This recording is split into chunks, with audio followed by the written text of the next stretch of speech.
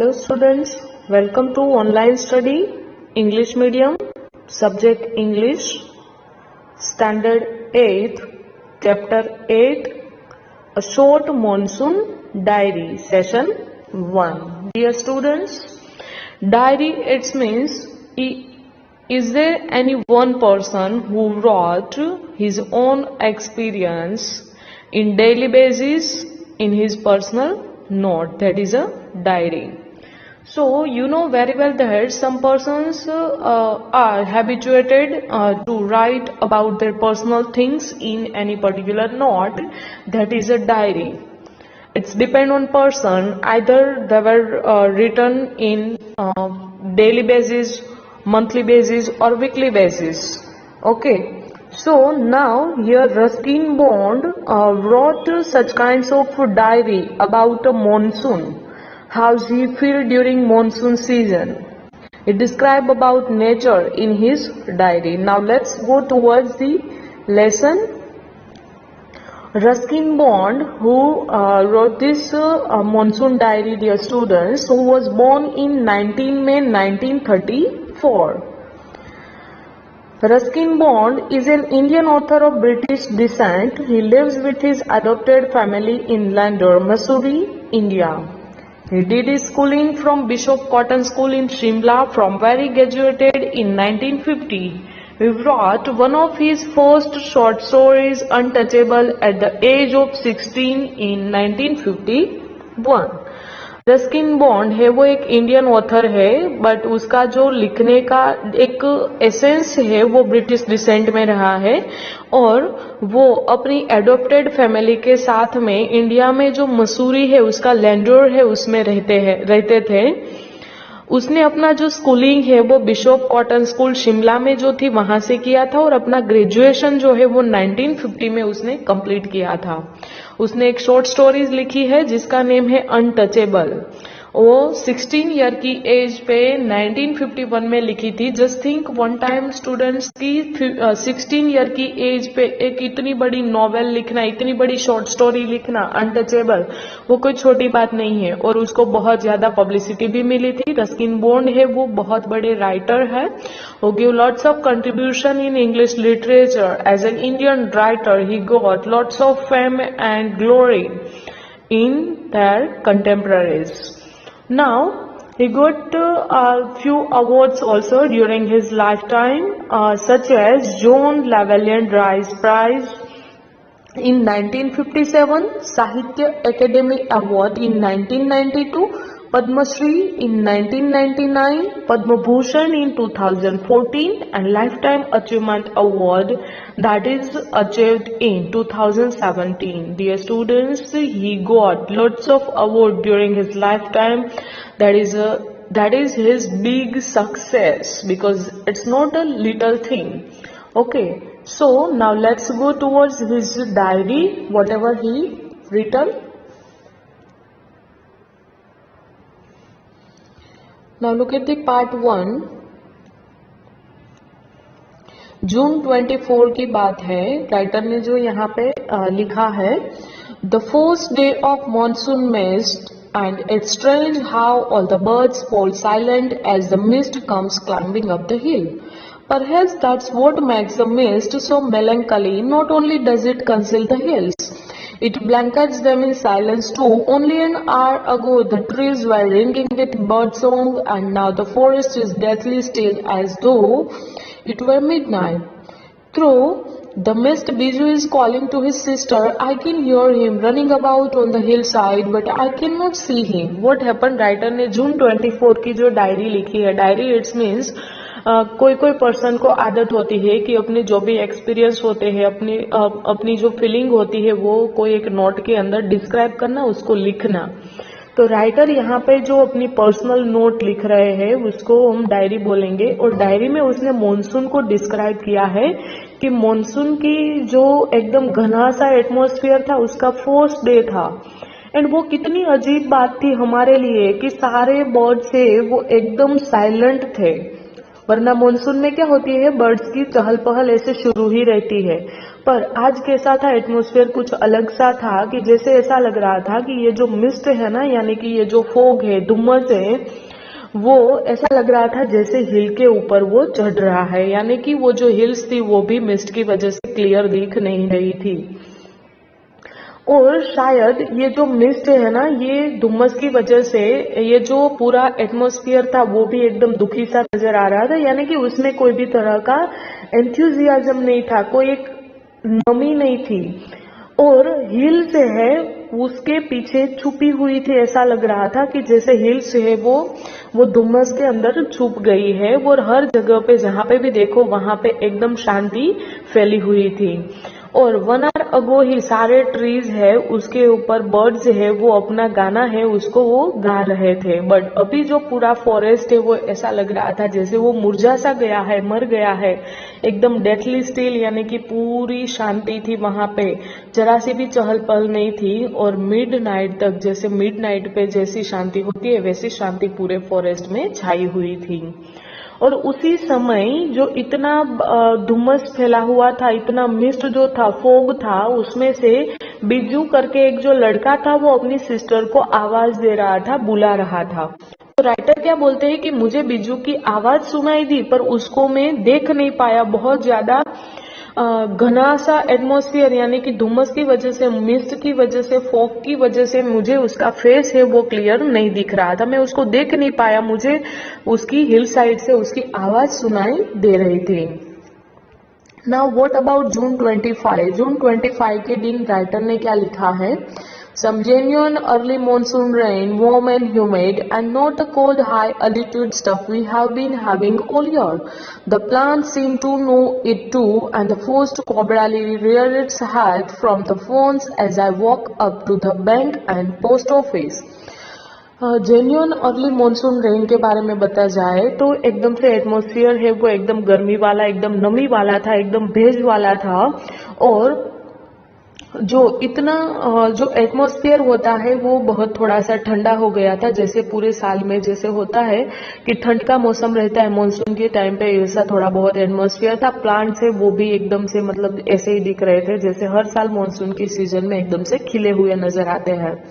और एक जो प्लांट है जिसका नेम है कोबरा लिली करके एक प्लांट होता है, उसने भी फॉन सीड्स में वन काइंड ऑफ फ्लावर्स होता है कि जो पत्ते होते हैं ना, जैसे पत्ते वाले एक फिदर फ्लावर्स होता है कि जिसके एकदम से फिदर्स होते हैं, पीछे जैसे फ्लावर्स होते हैं, उसके पत्ते होते हैं वो फिदरी होते हैं एकदम से। तो एटमॉस्फेयर में एकदम से नमी थी और वो जो ना तो ठंडी थी ना तो गर्मी थी। और उस समय पे ये कोबरा लिली जो प्लांट है वो एकदम से अपना सर उठा के हर साल जैसे वो खिलता है उस तरह से वो वापस से खिल उठा था जब वो राइटर है वो बैंक या तो पोस्ट ऑफिस से चल के आ रहे थे। The mist affords a certain privacy, ऐसा लग रहा था जैसे ये मिस्ट को थोड़ी प्राइवेसी चाहिए, उसको अलग रहना था। A schoolboy asked me to describe the hill station and valley in one sentence and all I could say was a paradise that might have been. एक स्कूल बॉय ने मुझे पूछा, राइटर क्या बोलते हैं कि एक स्कूल बॉय ने मुझे पूछा कि हिल स्टेशन एंड वैली के बारे में अगर आप वन सेंटेंस में डिस्क्राइब करना चाहोगे, अगर उसके बारे में कुछ बताना चाहोगे तो आप उसके लिए क्या कहना चाहोगे? बहुत short and sweet writer answer देते हैं कि जैसे ऐसा लगता है कि जैसे हिल स्टेशन एंड वैली है ना, वो इस समय पे जैसे पूरा स्वर्ग इधर ही है, पूरा स्वर्ग है वो यहाँ पे ही है, वैसा लग रहा है। शायद वो स्वर्ग का नजारा जैसा होता है ना, वैसा नजारा हिल स्टेशन एंड वैली पे आज हमें देखने को मिल रहा है। So paradise might have been there. The rains have heralded the arrivals of some seasonal visitors, a leopard and several thousand lychees. Yesterday afternoon, the leopard lifted a dog from near the servants' quarter below the school. In the evening, it attacked one of Biju's cows, but fled at the approach of Biju's mother, who came screaming. Implications. What happened? June 27 पे writer ने क्या लिखा है कि ऐसा लग रहा था कि जैसे बारिश होने वाली है। हेराल्डेड इट्स मींस घोषणा करना, अनाउंसमेंट करना। तो पूरे एटमॉस्फेयर को देख के ऐसा लग रहा था कि जैसे कि मॉनसून की सीजन अभी आ चुकी है। और बारिश अभी होने वाली है वैसी कुछ अनाउंसमेंट हो रही थी, वैसा लग रहा था एटमॉस्फेयर को देख के। और ये किससे पता चल रहा था, क्योंकि बहुत सारे ऐसे मानसून की सीजन में जो एनिमल्स होते हैं, जो बर्ड्स हमें जनरली देखने को मिलते हैं, वो वहां पे देखने को मिल रहे थे। जैसे कि you know very well that कि मानसून की सीजन आती है तो कब बहुत सारे बर्ड्स होते हैं, उसकी चहल पहल शुरू हो जाती है। काफी सारे ऐसे इंसेक्ट्स होते हैं, जैसे फ्रॉग होता है, अर्थवॉर्म होता है, वो हमें कभी को जनरली पूरे साल में देखने को नहीं मिलते हैं, बट मानसून की सीजन आती है तब देखने को मिलते हैं। तो इस तरह से राइटर को भी ऐसे सीजनल विजिटर्स जैसे कि लेपर्ड है और बहुत सारी लीचीज है। लीचीज मीन्स एक ऐसा इंसेक्ट है छोटा सा कि जो इंसेक्ट है ना वो खून चूसता है। तो एकदम से ऐसे इंसेक्ट से वो काफी सारे राइटर को देखने को मिल रहे थे।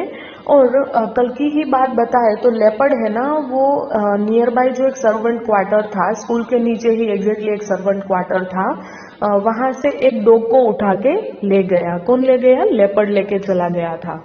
और इवनिंग के टाइम पे उसने बीजू की जो काव थी ना, जैसे मैंने पहले बताया कि बीजू एक लड़का है, वो अपनी सिस्टर को वैली के पीछे से आवाज दे रहा था। वो इवनिंग के टाइम पे बीजू की जो काव थी ना, उसके ऊपर भी उसने अटैक किया था। किसने अटैक किया था?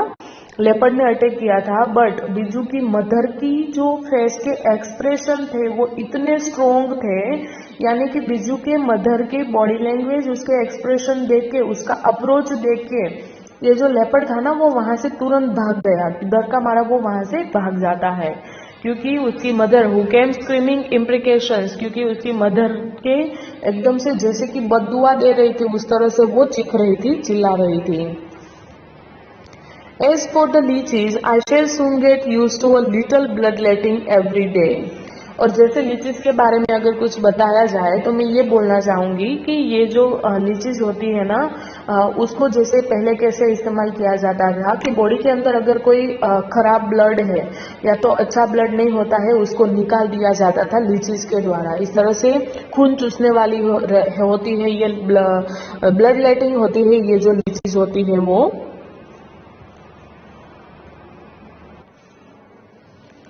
Other new arrivals are the scarlet manabees. The females are yellow, flitting silently among the leaves like brilliant jewels. No matter how leafy the trees, these brightly colored birds cannot conceal themselves. Although by remaining absolutely silent, they sometimes contrive to go unnoticed. Along come a pair of drongos, unnecessarily aggressive, chasing the manabees away. जैसे कि बहुत सारे other birds और animals है वो भी ये monsoon की सीजन में देखने को मिल रहे थे, जैसे कि स्कारलेट मिनीबर्ड्स। ये स्कारलेट मिनीबर्ड्स है वो एक ऐसे बर्ड है कि जो फीमेल होती है वो कैसे कलर की होती है? येलो कलर की होती है। और वो भी इस तरह से एकदम फुदक रही थी, एकदम silently, flitting silently among the leaves like a brilliant jewels. और वो ऐसे फुदक रही थी, पत्ते होते हैं ना, जो पेड़ होते हैं उसमें, जंगल के अंदर जो पेड़ के पत्ते होते हैं उसके ऊपर ये स्कारलेट मिनीबर्ड्स है वो ऐसे फुदक रहे थे कि जैसे एकदम से शाइनिंग वाले ज्वेल्स जैसे, चमकते हीरे जैसे दिख रही थी।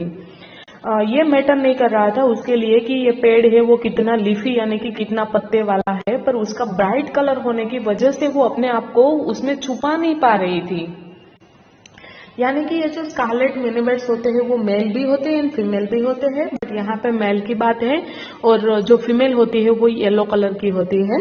तो ये जो स्कारलेट मिनीबर्ड्स है ना, वो एकदम से मतलब अपना ब्राइट कलर होने की वजह से वो अपने आप को उसमें छुपा नहीं पा रहे थे पत्ते के अंदर।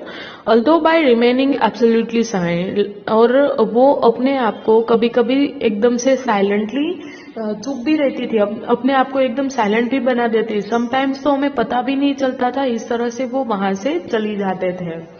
और ड्रोंगोस जो होते हैं ना, वो पेड़ में इस तरह से दिख नजर आ रहे थे जैसे कि वो बहुत ही अननेसेसरीली अग्रेसिव हो रहे थे, यानी कि बहुत ज्यादा गुस्सा हो रहे थे। ये ड्रोंगोस है वो one kind of song bird है जो बहुत ही स्ट्रोंग होती है।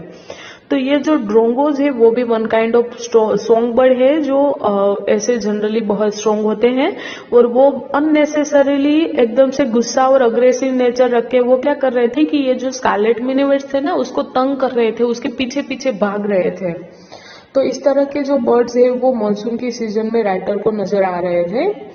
A tree creepers move rapidly up the trunk of the oak tree, snapping up insects all the way. Now that the rains are here, there is no dearth of food for the insectivorous birds. What happened कि जो पेड़ थे उसके जो creepers थे ना, creepers इसकी जो वेल थी वो भी बहुत ही रैपिडली जो ओक का पेड़ था उसके आसपास में ऐसे लपेट के फैली हुई थी और उसके अंदर काफी सारे बहुत सारे ऐसे छोटे छोटे जो इंसेक्ट्स थे वो इधर उधर घूम रहे थे. Sometimes, dear students, you also observe such kinds of insects in creepers in your society, at your home, at your farm, anywhere. Yes. और अभी बारिश जो हो रही थी तो वहां पे जो बर्ड्स थे ना, जो ऐसे बर्ड्स की जो जनरली छोटे छोटे इंसेक्ट्स को खा के अपना सरवाइव करते हैं, तो ऐसे बर्ड्स के लिए ये छोटे इंसेक्ट्स की कोई भी तरह की डर्थ यानी कि शॉर्टेज नहीं थी, कोई भी तरह की खामी नहीं थी, यानी कि इनफ मात्रा में उसको खाने को मिल रहा था बर्ड्स को. क्योंकि आपको भी पता है डियर स्टूडेंट्स की मानसून के सीजन में काफी सारी लेवल पे ये जो छोटे छोटे इंसेक्ट्स होते हैं वो नजर आते हैं. तो ये जो जनरली अदर सीजन में जो इंसेक्ट्स देखने को मिलते हैं उसकी कंपैरिजन में मानसून में ज्यादा होते हैं. तो अभी जो बर्ड थे उसके लिए ये छोटे छोटे इंसेक्ट्स थे वो उसका फूड था, तो उसमें उसको कोई भी तरह की शॉर्टेज नहीं थी. नाउ अगस्त 2 की बात है. राइटर ने यहाँ पे अगस्त 2 को क्या किया था और क्या लिखा है, उसने अपने एक्सपीरियंस को यहाँ पे डिस्क्राइब किया है. All night the rain has been drumming on the corrugated tin roof. There has been no storm, no thunder, just the steady swish of a tropical downpour. It helps me to lie awake. At the same time, it doesn't keep me from sleeping. It is a good sound to read by, the rain outside, the quiet within. And although tin roofs are given to springing uncountable lakes, there is a feeling of being untouched by and yet in touch with the rain. पूरी रात भर बारिश है, उसकी गिरने की वजह से अगस्त 2 की बात कर रहे राइटर कि उस दिन उसने कैसा महसूस किया था कि पूरी रात भर बारिश होने की वजह से उसका जो रूफ था, छत थी घर की, उसके ऊपर एकदम से बारिश की बूंदों की आवाज आ रही थी. जरा से भी ऐसे स्टॉर्म नहीं था, यानी कि झंझावात नहीं था, जरा सा भी थंडर नहीं था, यानी कि जो एक बहुत ज्यादा बिजली कड़कने के साथ बारिश होती है ना, दैट इज द थंडर. तो थंडर भी नहीं था, स्टॉर्म भी नहीं था, बट एकदम स्टेडी मोड में, एकदम स्थिरता से, एकदम स्टेडी स्विच से एकदम साइलेंटली बारिश हो रही थी. और बट फिर भी बारिश होने की वजह से मुझे नींद नहीं आ रही थी, यानी कि राइटर को नींद नहीं आ रही थी, और सेम टाइम पे वो ऐसे मतलब जग रहे थे, वो सो नहीं पा रहे थे बारिश की वजह से. और वो जो साउंड था ना, वो जो आवाज थी बारिश की, बाहर जो आवाज आ रही थी, वो मुझे बहुत अच्छी लग रही थी. राइटर को बहुत अच्छा महसूस हो रहा था ये बारिश की बूंदों की आवाज सुन के.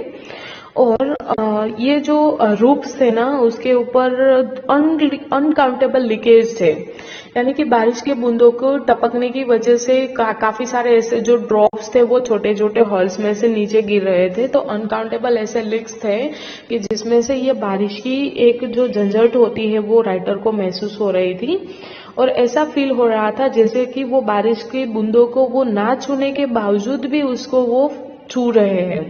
कैसे? बारिश तो आउटसाइड हो रही थी, बट उसके रूफ के अंदर इतने सारे छेद थे कि उसमें से बारिश की बूंदों की जो छोटी छोटी जो झंझट होती है वो राइटर के ऊपर गिर रही थी. तो उसको कैसा हो रहा था कि जैसे वो बूंदों को ना छू के भी बारिश को छू रहे हैं वैसा महसूस हो रहा था, और उसको छू के भी उससे दूर है वैसा उसको लग रहा था. एक पोएटिकल लैंग्वेज में राइटर ने यहाँ पे ये जो लाइन है उसको डिस्क्राइब किया है. Now let's go towards the August 3rd. The rain stops, the clouds begin to break up, the sun strikes the hills on my left. A woman is chopping up sticks. I hear the tinkle of cowbells. In the oak tree, a crow shakes the raindrops from his withers and cow disconsolately. Water drips from a leaking drain pipe and suddenly clean and pure. The song of the whistling thrush emerges like a dark sweet secret from the depth of the ravine. What happened August 3rd को क्या होता है कि जो बारिश है ना वो अभी बंद हो चुका था, जैसे कि बादल है वो बिखरने लगे थे और हिल साइड पे सूरज भी उगता हुआ नजर आ रहा था. काफी सारी जो विमेन होती है, जनरली आपने हिल साइड पे कभी मूवी में या कहीं पे देखा होगा डियर स्टूडेंट, कि जो विमेन होती है ना, जो हिल साइड पे रहती है, बहुत बड़े बड़े पहाड़ी इलाके में रहती है, वो वुमन जब धूप का टाइम निकलता है ना, तब काफी सारी ऐसी जो लकड़ियां होती है उसको इकट्ठा कर लेते हैं वो लोग। और पूरी मानसून की सीजन में, क्योंकि उसको वो लकड़ियां काटने को नहीं मिलती है, बारिश होने की वजह से वो लकड़ियां है उसको वो अच्छे से जला भी नहीं सकते हैं, तो वो क्या करते हैं, धूप के टाइम पे ही वो काफी सारी जो लकड़ियां होती है उसको वो इकट्ठा कर लेते हैं। तो यहाँ पे भी जो ऐसी वुमन है वो ऐसे जो लकड़ी होती है उसको चॉपिंग करने के लिए जाती है। और उस समय पे जो काव होती है उसके गले में भी आपने देखा होगा कि काफी सारे जो शेफर्ड होते हैं वो काव के गले पे एक डंकरी जैसा ऐसे लटकाते हैं, ऐसे वो जो बेल जैसा लटकाते हैं ना, तो उसकी आवाज भी सुनाई दे रही थी। ओक का जो पेड़ था वहां पे भी क्रो है वो क्या कर रहा था कि अपनी जो पंखे थी, अपने जो फिदर थे, अपने जो पीछे थे, उसके अंदर जो वाटर ड्रॉप्स भरे हुए थे उसको वो ऐसे फड़फड़ा के वाटर ड्रॉप्स को, रेन ड्रॉप्स को वो नीचे गिरा रहे थे। कभी आपने ऐसे बर्ड को देखा होगा कि मानसून की सीजन में वो नहाता है, एंजॉय करता है, और बाद में अपने सारे पीछे है उसको ऐसे फैला के उसके अंदर जो भरा हुआ पानी होता है वो पानी को वो ऐसे उड़ाता है और उससे वो एंजॉयमेंट लेता है और खुश होता है, वो एंटरटेनमेंट करता है। तो इस तरह से क्रो है वो भी अपने फीदर्स को ऐसे हिला के वो उसके अंदर जो भी रेन ड्रॉप्स थे उसको वो उड़ा रहा था। और काउज है वो भी एक मतलब ऐसे अनहैप्पी सी लग रही थी, वो दुखी सी नजर आ रही थी। डिस्कसेंटली इट्स मीन्स अनहैप्पी होना। और जो ड्रेनेज पाइप थी, जो गटर पाइप होती है ना, ड्रेनेज पाइप होती है, वो लीकेज होने की वजह से उसमें से जो गंदा पानी है वो बाहर निकल रहा था। सडनली क्लीन एंड प्योर एकदम सी जो स्वीट आवाज होती है ना, वो डीप डेप्थ ऑफ रेवाइन से, रेवाइन में जो वैली होती है उसमें से बहुत स्वीट सी सॉन्ग, मधुर सी आवाज आ रही थी। जैसे पहाड़ी इलाके में बहुत सारे लोग वहां पे बसते हैं, रहते हैं, वहां से मधुर सी आवाज है वो राइटर को सुनाई देती है। Now in August 12, endless rain and permanent mist. We haven't seen the sun for 8 or 9 days. Everything damp and soggy. Nowhere to go. Pass the room, look out of the window at a few bobbing umbrellas. At least it isn't cold rain. The hillsides are lush as late monsoon flowers begin to appear. While balsam, dahlias, begonias and ground orchid. बारिश है वो अगस्त 12, endless rain यानी कि बारिश खत्म होने का नाम ही नहीं ले रही थी। परमानेंट मिस्ट नजर आ रहा था, जैसे कि फॉग है वो हर जगह पे कभी जाने वाला ही नहीं है। और 8 और 9 डेज से वहां पे सन है वो देखने को ही नहीं मिला था, यानी कि कंटिन्यूअसली फॉगी एटमॉस्फेयर था।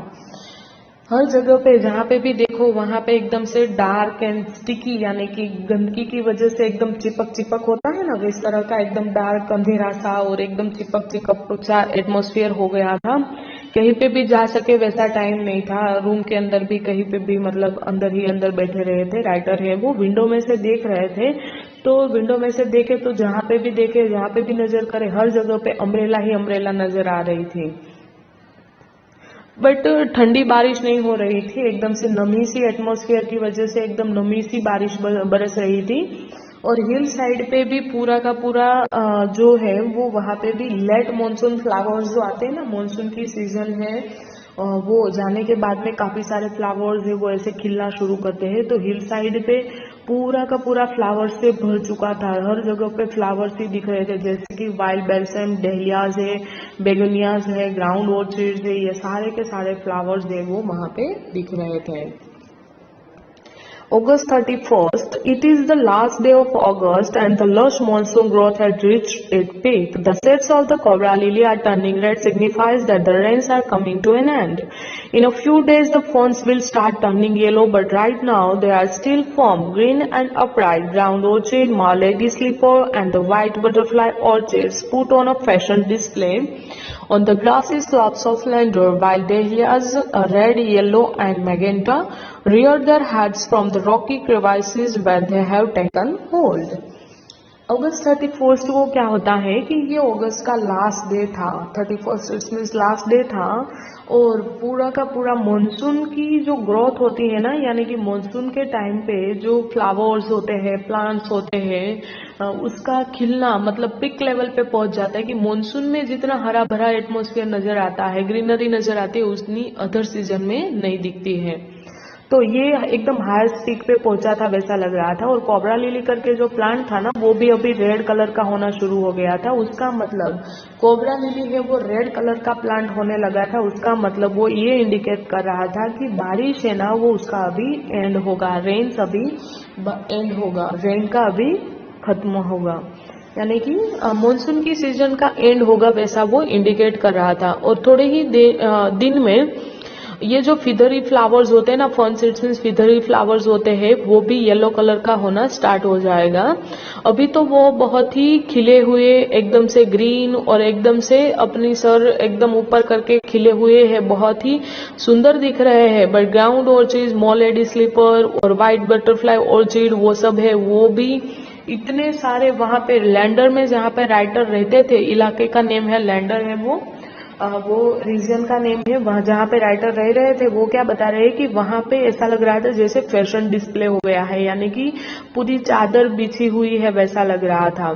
वाइल्ड डेलियाज जो होते हैं, रेड एंड येलो मैग्नेटा, वो भी अपना सर ऊपर करके ऐसे, वो जो एकदम से रॉक्स होते हैं ना, बड़े बड़े जो स्टोन्स होते हैं, बड़े बड़े रॉक्स होते हैं, उसमें से छोटा सा क्रैक करके उसमें से बाहर निकले हुए थे। बड़े बड़े स्टोन होते हैं ना, उसमें से भी कभी कभी छोटे छोटे घास के जो तिनखे होते हैं वो बाहर निकलते हैं उग के, है ना। इस तरह से ये जो वाइल्ड डेलियाज है वो रेड एंड येलो मैग्नेटा है, वो भी ऐसे बड़े बड़े रॉक्स में से छोटा सा क्रैक करके उसमें से बाहर निकले हुए थे अपना सर ऊपर करके। Snakes and rodents flooded out their halls and bureaux, take shelter in roof attics and go down. A shrew weak of eyesight blundered about the rooms, much to the amusement of the children. Don't kill it, admonished their grandmother. Chachundara lucky, they bring money, and sure enough, I receive a check in the mail, not a very large one, but welcome all the same. Snakes होते हैं, यानी कि जो Surf होते हैं, रॉडेंट्स इसमें बड़े बड़े जो मोल्स होते हैं ना, उंदर जो होते हैं, वो भी अपने हॉल्स में से एंड ब्यूरो एट्स में दर में से बाहर निकले थे। और उसने भी जो रूफ होता है, छत होती है, एटिक होती है और गोडाउन होते हैं, उसमें अपना घर बना लिया था। और जो छछुंदर जैसे दिखते हैं ना, जो छोटे उंदर होते हैं, वो भी अपनी इस तरह से एक रूम में से दूसरे रूम में इस तरह से ब्लंडर्ड करके घूम रहे थे और वो बच्चों को बहुत ज्यादा एंटरटेनमेंट कर रहे थे। और ग्रैंड मदर ने बोला कि छछुंदर को मारना मत, क्योंकि वो बहुत लकी मानी जाती है, वो हमारे लिए पैसे लेके आती है, वैसी मान्यता है। एंड रियली, राइटर कहते रियली मेरे लिए ऐसा ही हुआ कि मैंने उसी दिन मुझे एक मेल में चेक हासिल हुआ, मैंने एक चेक पाया, वो इतनी बड़ी अमाउंट का नहीं था, बट फिर भी वेलकम ऑल द सेम, फिर भी लिए मैं उसको वेलकम करता हूँ। मेरे लिए तो अच्छा ही है, जितनी भी अमाउंट आए उतना। अक्टूबर 3 को क्या होता है? We have gone straight from monsoon into winter rain, snow at higher altitude. After an evening hailstorm, the sky and hills are suffused with a beautiful golden light.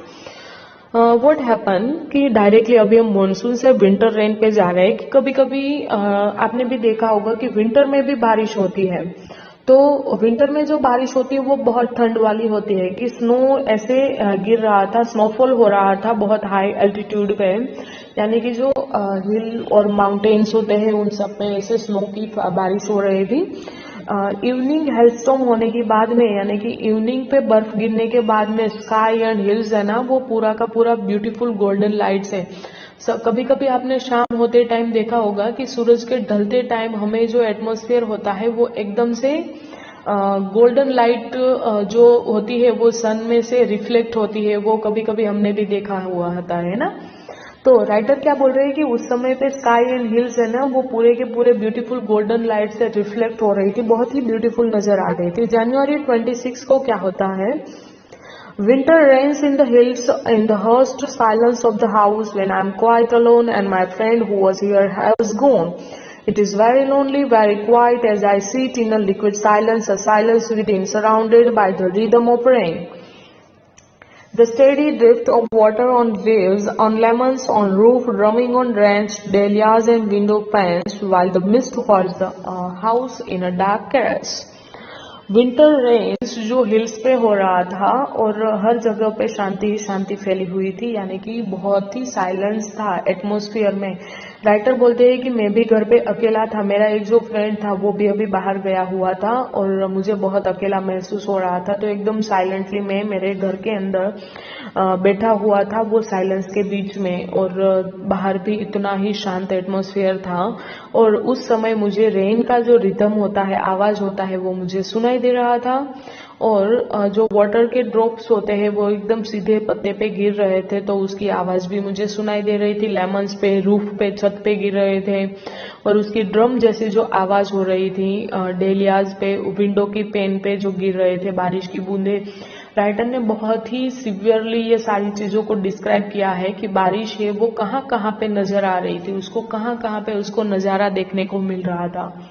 तो ये जो फॉग होता है, मिस्ट होता है, उसने पूरे घर के आसपास एकदम अंधेरा, एकदम से सैड एटमॉस्फेयर छा के रखा था, वैसा राइटर को फील हो रहा था। Now look at this para. Dear students, as I pause near a window, the rain stops and starts again, and the tree is no longer green but grey menace me with their loneliness.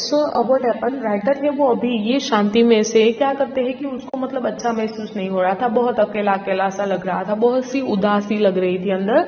तो वो क्या करते हैं, window के पास में जाके खड़े रहते हैं। अभी बारिश बंद हो चुकी थी, थोड़ी देर बंद हो जाती थी, थोड़ी देर वापस से शुरू हो रही थी, इस तरह से बारिश है वो हो रही थी विंटर के टाइम पे। जो पेड़ होते हैं वो भी अभी लॉन्ग टाइम तक बहुत ज्यादा ऐसे ग्रीन नहीं लग रहे थे, बट अभी वो भी ग्रे कलर के होना शुरू हो गए थे। राइटर के अंदर बहुत ही अकेलापन महसूस हो रहा था उसको, ये साइलेंस की वजह से। नाउ इन मार्च 23 की डेट पे राइटर को कैसा महसूस हो रहा था वो उसने लिखा है। Late March, end of winter, winter का एंड होने वाला था और अभी समर की सीजन शुरू होने वाली थी। The blackest cloud I have ever seen squatted over Mussoorie and then it hailed marble for half an hour. Nothing like a hailstorm to clear the sky. Even as I write, I see a rainbow forming. Late March का time था, जैसे कि winter की season खत्म होने वाली थी। उस समय पे बहुत ही घने से काले जो बादल थे वो भी मसूरी पे ऐसे छाए हुए थे, हर जगह पे काले बादल नजर आ रहे थे। और हाफ एन आवर के अंदर वो जो बादल थे वो हर जगह पे ऐसे छाए हुए नजर आते हैं, हेड दिख रहे थे। कुछ भी है वो ऐसे मतलब थोड़ी ही देर में ऐसा लग रहा था जैसे हेलस्टॉर्म हुआ ही नहीं है, यानी कि बर्फ गिरा ही नहीं है, वैसा एटमॉस्फेयर एकदम क्लियर स्काई हो जाता है। और राइटर ने जैसे यहाँ पे बताया कि उस समय पे जब वो ये लिख रहे थे उस समय पे वो वहां पे रेनबो भी बना हुआ उसको नजर आता है, यानी कि बारिश जब खत्म होती है तब खत्म होने के बाद में कभी कभी आपने भी स्काई में देखा होगा कि रेनबो है वो नजर आता है, 7 कलर्स का। यस, वो बहुत ही ब्यूटीफुल होता है। तो सिमिलरली राइटर को भी यहाँ पे ये जो रेनबो होता है वो फॉर्म होता हुआ नजर आता है। So here your explanation is over. Thank you students.